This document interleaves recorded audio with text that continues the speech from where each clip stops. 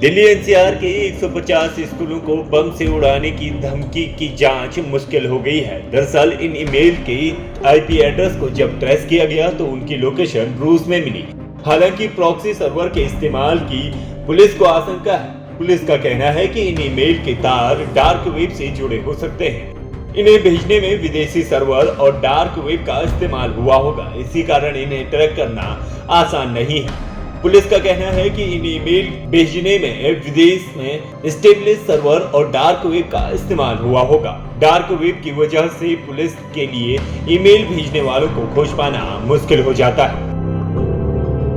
पहले भी कई स्कूलों को बम से उड़ाने की धमकी दी गई है और ज्यादातर मामलों में ईमेल भेजने वालों का पता नहीं चलता है। आइए जानते हैं साइबर अपराधों के जानकार प्रकाश मेहरा के साथ कि डार्क वेब में ऐसा क्या होता है जो यहाँ सब कुछ खो जाता है।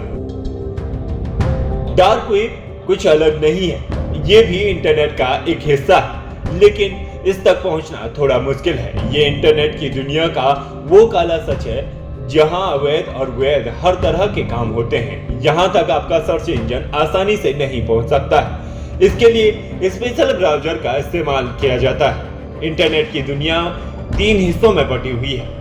हम जिस हिस्से का इस्तेमाल अपनी रोजमर्रा की जिंदगी में कर रहे हैं इसे सरफेस या सेफ इंटरनेट कहते हैं। ये इंटरनेट की पूरी दुनिया का महज 4% हिस्सा होता है। इसके बाद 96% हिस्सा डीप वेब और डार्क वेब होता है।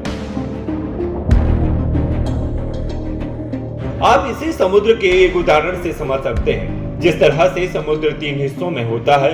पहला समुद्र की सतह जहां गूगल और दूसरे सर्च इंजन मौजूद होते हैं। इस स्तर पर आपको वे कंटेंट से देखते हैं जो सर्च इंजन पर इंडेक्स होते हैं। इसके बाद आता है डीप वेब जो समुद्र के उस हिस्से जैसा होता है जहां गोता लगाया जाता है। ये इंटरनेट का वो हिस्सा होता है जहां ऐसे कंटेंट मौजूद होते हैं जिन्हें वेब ब्राउजर या सर्च इंजन आइडेंटिफाई नहीं करते हैं। हो सकता है आपके रोजमर्रा के काम में ऐसे कई कंटेंट मौजूद हो जो डीप वेब का हिस्सा हो सकते हैं। वहीं डार्क वेब को आपके इंटरनेट की दुनिया का अंडरवर्ल्ड समझ सकते हैं। यहाँ पर यूजर्स के डेटा की खरीद फरोख्त होती है। लीक डेटा को हैकर्स वेब पर ही भेजते हैं। इसे एक्सेस करने के लिए आपको स्पेशल ब्राउजर की जरूरत होती है। इसके आप TOR के जरिए एक्सेस कर पाएंगे। इस दुनिया में सबसे ज्यादा वेब पेज होते हैं और कंटेंट होते हैं जिन्हें सामान्य सर्च इंजन इंडेक्स नहीं कर सकते हैं।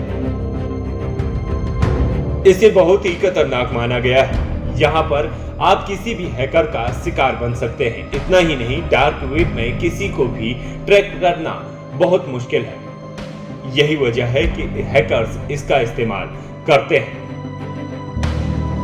आइए जानते हैं VPN और प्रॉक्सी नेटवर्क का इस्तेमाल कैसे होता है।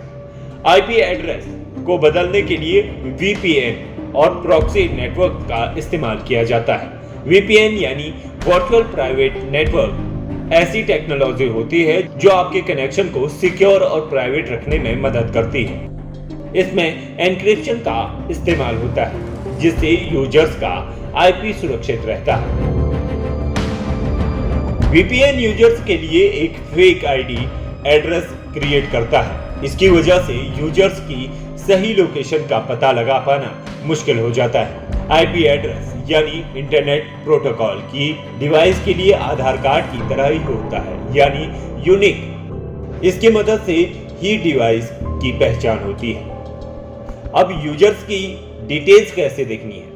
IP एड्रेस कुछ नंबर्स का एक सेट होता है जिसमें यूजर्स की लोकेशन डिटेल्स भी होती है। IP एड्रेस को INA यानी इंटरनेट असाइड नंबर अथॉरिटी जारी करती है। किसी भेजे गए ईमेल के किसी भी लोकेशन का पता करने के लिए पहले उसका IP एड्रेस हासिल किया जाता है और फिर उसे ट्रेस किया जाता है।